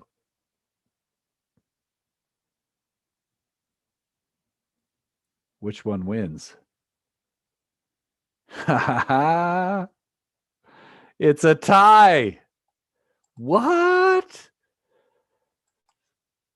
We could do this all day. Let me show you the answer so I'm not wasting your time here. You could go and look at those later. You know where the videos are. Look at this. Let's do a conservation of energy problem. Okay, so this is what the energy equation looks like. All right, so take a look. I have mgh, that's the mass of the object when it's up in the air. It's got 1/2 mv squared for its translation, 1/2 I omega squared for its there, plus the work done. I'm going to assume the work goes to 0, then the height final, I'm going to assume that's 0. Now notice, this term goes to 0, this term goes to 0 because released from rest. This term goes to 0 because the final height in the problem, I'm assuming, is 0. Now, here's where it gets tricky. Remember, the initial height, if this angle is theta, this height over here is L sine theta. Remember that from chapter 8? So that's right there. So when you do all this, here's the answer you get. Now, at first, that may not seem obvious, but look at this. When we start plugging in moments of inertia, let's see what happens. Mass and radius always drop out. The mass and the radius do not matter. Only the numerical factor associated with the shape matters, not the mass, not the radius. Think about it. For example, if you plug in a disk, you're going to get a 1/2 mr squared. If you use, right, the thin ring has mr squared. The spherical shell has 2/3 mr, et cetera, et cetera, et cetera. They all have an mr squared in it. Well, look what happens when you plug that in. The r squared here is going to cancel any of those r squareds. Then there's an m left over. The m's all cancel out, and we get these numbers that come from the shape factors inside the moment of inertia. This one's got a 1 in it. And so basically, the object that has most mass close to the center, the sphere, will get down the fastest. It's slightly faster than the rest. Now, you could see why this is a very difficult demo, and I was trying to be very careful. These are off by less than 5%, these three. So a spherical shell versus a disk versus a sphere are all within a few percent of each other. Oh my gosh, crazy. Now, I want to show you these torques and see if this makes sense to you. If we tried to understand the acceleration, so this was an energy problem. Maybe I'll pause. Any questions about that energy problem before we go on to the next part?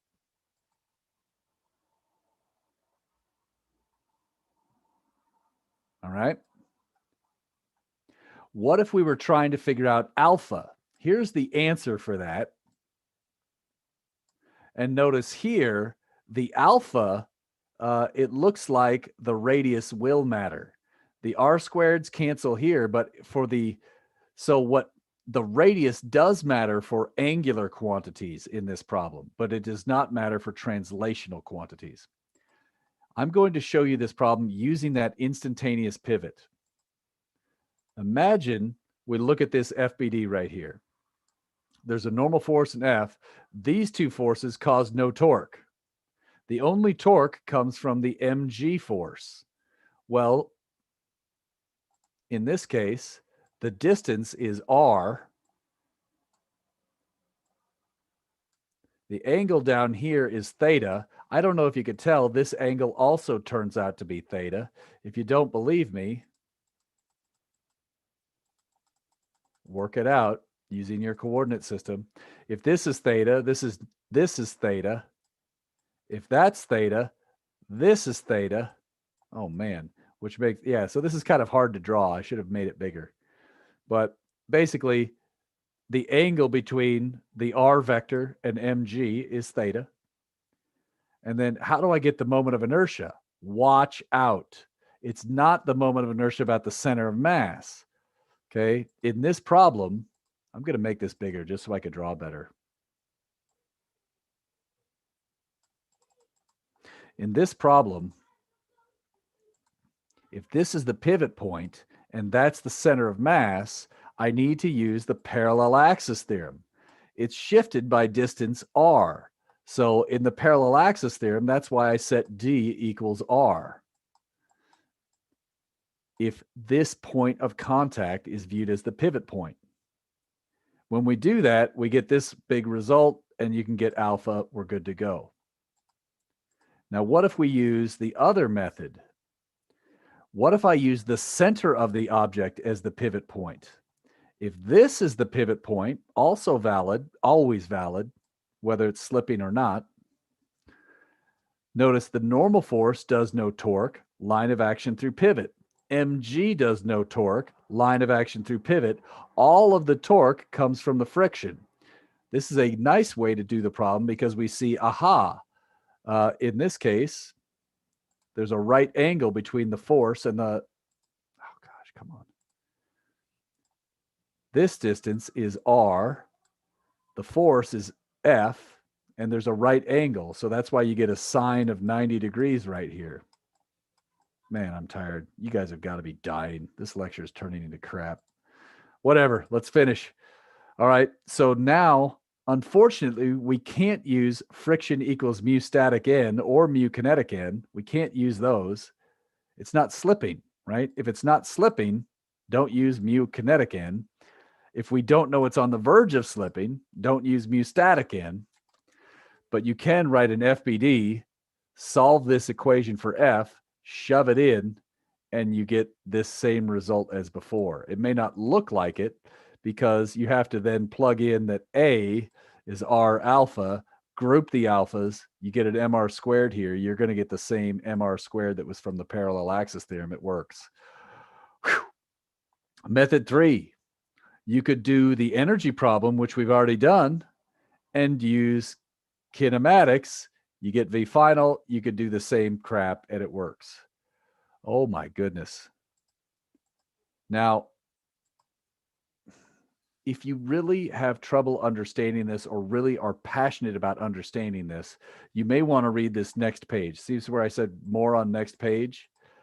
If you can't learn this stuff without truly understanding the math, that's what this page is for.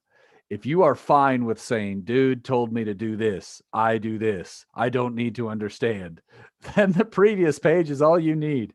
Okay, so if you really feel passionate about understanding it, if that's going to make it easier for you to learn, do this. If you are a mechanical engineer, you need to know this page, right? You will learn this in another class, but so it's very complicated. Oh my gosh, let's call that good. Oh my gosh, I am probably killing you guys right now. This stuff is intense. Questions? I've been talking a long time. All right. We're almost done. Let me just show you some variations. Oops. A yo-yo problem. Same idea. It's rolling down the string. You could work this one out. Great. This is a cool problem. We can't do it. I don't have that demo. 10.63 is a fun one. It's redoing the how high does this have to be to get around the circle. Go ahead, Gonzalo. What's up? I'm just kind of curious about something. Does taking the derivative of torque ever like become useful? Derivative of torque.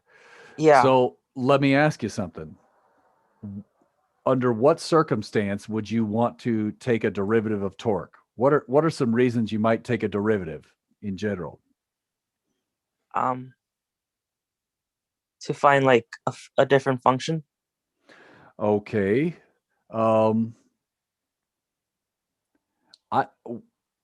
lot of times when I think of taking a derivative, usually you're looking for a slope or a max or a min, right? Some kind of rate of change. So if you need to know how rapidly torque is changing, for example, let's say a mechanical engineer wants to figure out the gear ratios for a car or a continuous variable transmission, CVT in a Subaru or something, right? So in these cases, maybe you want to understand how torque is changing as the gears are changing or something, as the CVT is changing to a different spot on the gear. That's one that comes to mind. Or maybe you want to figure out where torque is a maximum for a certain scenario. But other than those kinds of things, I don't see a reason to do that. That doesn't mean someone isn't doing that, because those are practical things. So, right, maybe a person designing an engine has a complicated problem that produces a torque, and they want to maximize the torque so they could put a bigger number on the ad and sell more trucks. That's a reason that you would do it, in my mind. I don't know. Is that helping, Gonzalo? Yeah, I was just But curious. it's not like jerk, where we worry about you could do a rotational equivalent of jerk if you care. Is that more what you're wondering? yeah, that's what I was thinking. I was like wondering like if they like related at all. Yeah, if there's a translational quantity, it's got a rotational equivalent. So there's got to be an angular jerk, and that would be the time rate of change of alpha. And so that would matter in certain applications if you need torque to change rapidly. Good enough? Yeah. Yeah. Okay. So, okay, this is a good one you could do. It's not that hard. It's basically adding in, here's a rolling problem, right? So figure out how high the ball needs to be placed to make it through the loop-to-loop. Remember that? All right.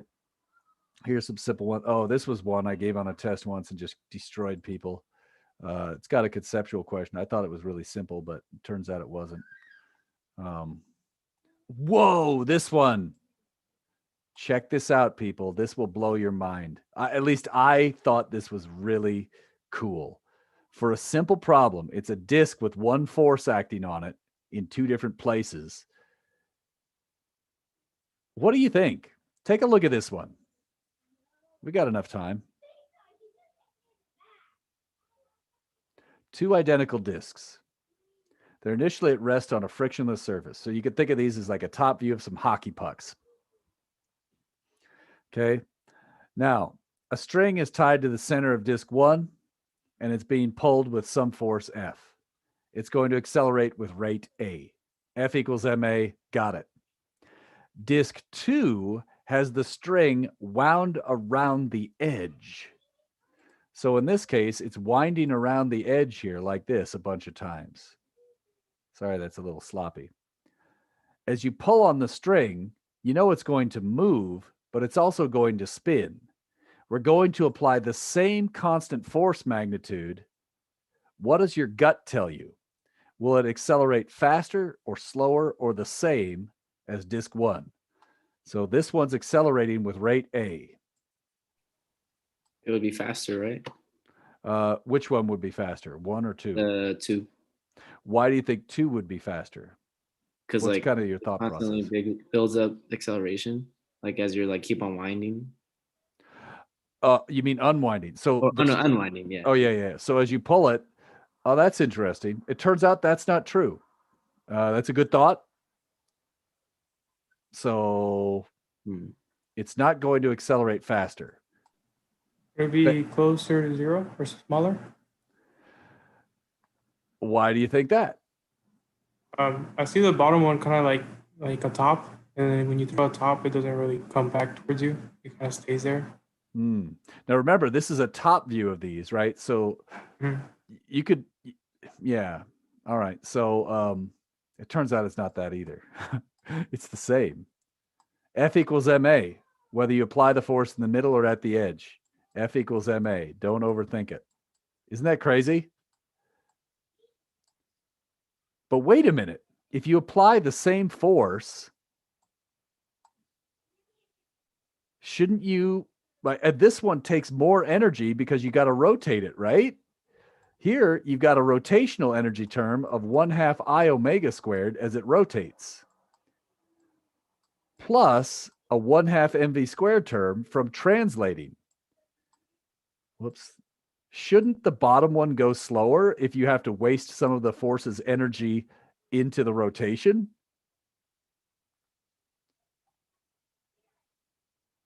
Here's the deal. Okay. Oh, go ahead. I was gonna say they're like separate. You can see them as separate in N- this case. No, I mean, look at this. If they have the same acceleration, they should have the same final velocity, right? And that's true. And I'm telling you that's true, and I'm not lying. Okay. So it turns out the other one requires more energy because it's not only translating, it's also rotating. So what I'm saying is, how do you resolve this apparent discrepancy? You'll use the same force, but you get more energy in the bottom case. Why?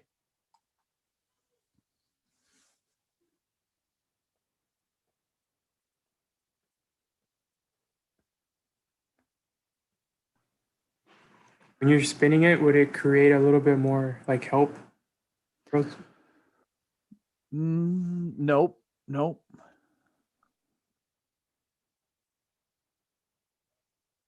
I'm going to give you a hint now, all right? Because otherwise this one will just lose you all night. If you pull on the upper string versus the lower string, do you pull the same amount of string?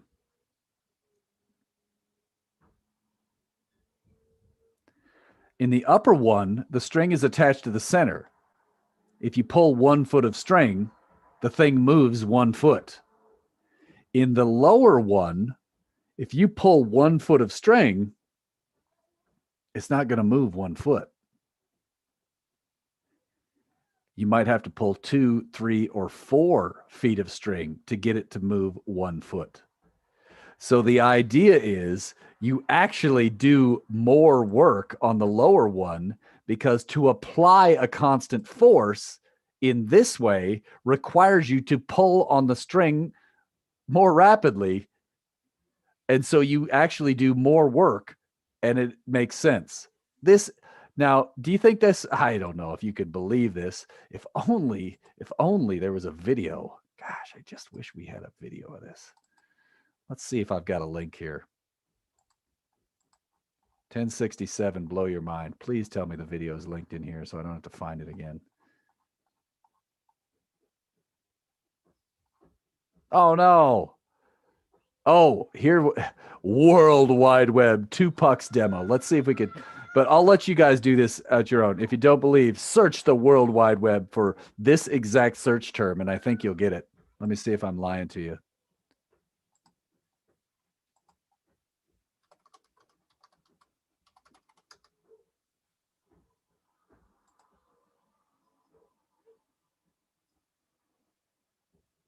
It's time to go, but I think this has got it. Yeah, this is it.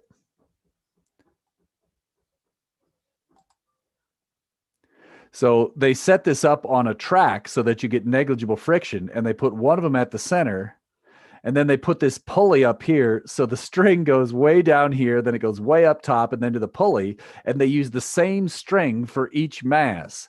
That way you can guarantee if it's the same string, you have the same tension. And when you run it,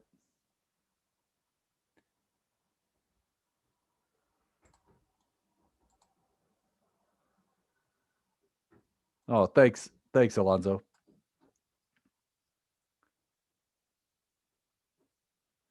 Is this guy ever going to let go of it? It's like me. It's hard. You want to release these just right. Oh, there it is.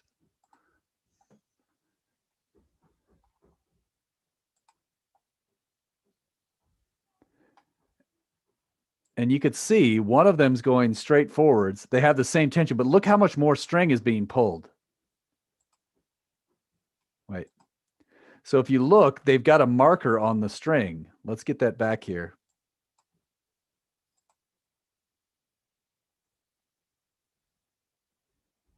Oh, how do I unpause that? All right. So what I'm trying to say is look at this marker right here versus the other marker, and you'll see that this marker goes much farther than the other string. Gosh, this is so painful on Zoom. Ugh. And you see that you're pulling much more string off the unraveler. Imagine the effort it took to make this demo. They clearly put in some effort. That matter and interactions textbook. Oh, whoops. Sorry. Oh, gosh, I'm tired. We got to just stop this class.